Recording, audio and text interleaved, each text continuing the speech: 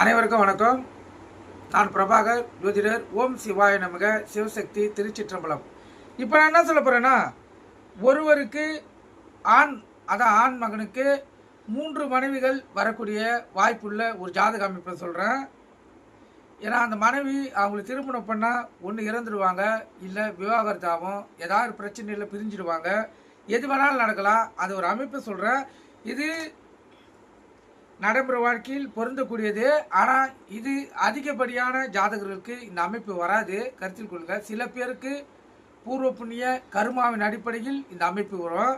அதாவது ஒரு ஆண் ஜாதகத்தில் குருக்கு 5ல் சனி இருந்து அந்த 5ஆம் இடத்தில் பாவிகள் இருந்தால், அதாவது அந்த லக்கணத்துக்கு வர பாவிகளும் இருக்கலாம், இல்லை செவ்வாய், சூரியன், ராகு, கேது, சனி,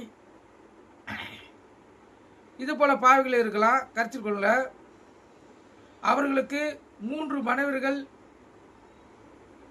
உண்டாகக்கூடிய வாய்ப்பு ஏற்படும்.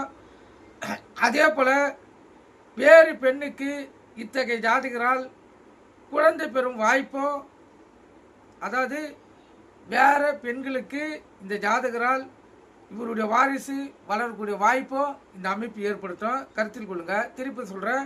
ஒரு ஜாதகத்தில் குருக்கு 5ல் சனி இருந்து அந்த 5ஆம் இடத்தில் பாவிகள் இருந்தால் அவருக்கு 3 மனைவிகள் உண்டு. வேற்று பெண்களுக்கு இத்தகைய ஜாதகர் மூலம் குழந்தை பெருக்கும் வாய்ப்பு உண்டு. கருத்தில் கொள்ளுங்க. அதாவது மாற்றான் மனைவிக்கு இவர் குழந்தை கொடுக்கக்கூடிய வாய்ப்பு ஏற்படும். கருத்தில் கொண்டு பயன்பெறுங்க. இது ஒரு எச்சரிக்கை ஜாதகம், விழிப்புணர்வு ஜாதகம். இது போல் அமைப்பு இருந்துச்சுன்னா மிக கவனமாக இருக்கணும். உங்களை நீங்கள் தற்காத்து கொள்ளணும். கருத்து கொண்டு பயன்படுங்க. நன்றி, வணக்கம், வாழ்க வளமுடன்.